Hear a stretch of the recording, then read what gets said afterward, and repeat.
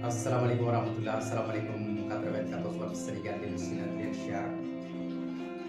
boole bi toppal 94 waxtu Sénégal seen analyse politique yoo xam ne leen koy defal saa su nekk ci biir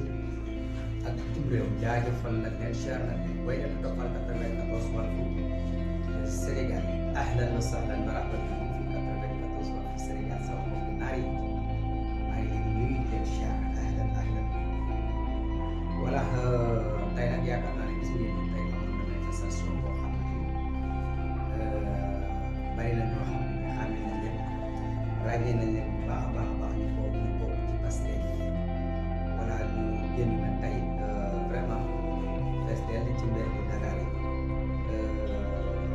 ci mel ni président Dièye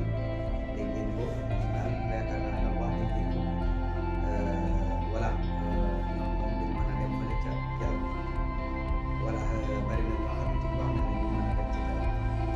voilà tey daal manifestation amoon na gars yi doon feeñal ko seen i dem kenn ku nekk la nga war a wax ko wax nga ko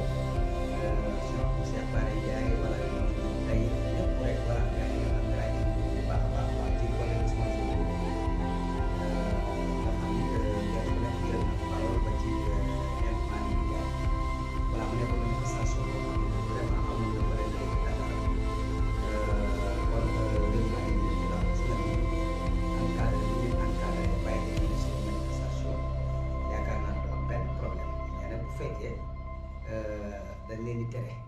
voilà ñoom ñu riposté dafay nekk loo xam ne dafay indi yaa ma gën a xam comme li nga xam ne ni moo fi jàlloon voilà yàq taal voilà parce que c'est parce que mooy ay nit moom bu ñu soxlaa manifestation da ngeen leen a war a defal autorisation bu ko defee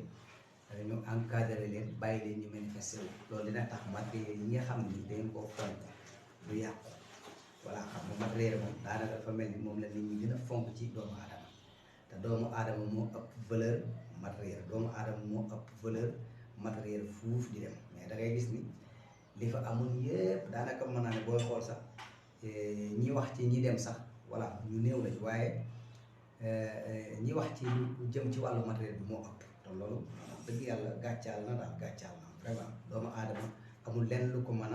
a féete kaw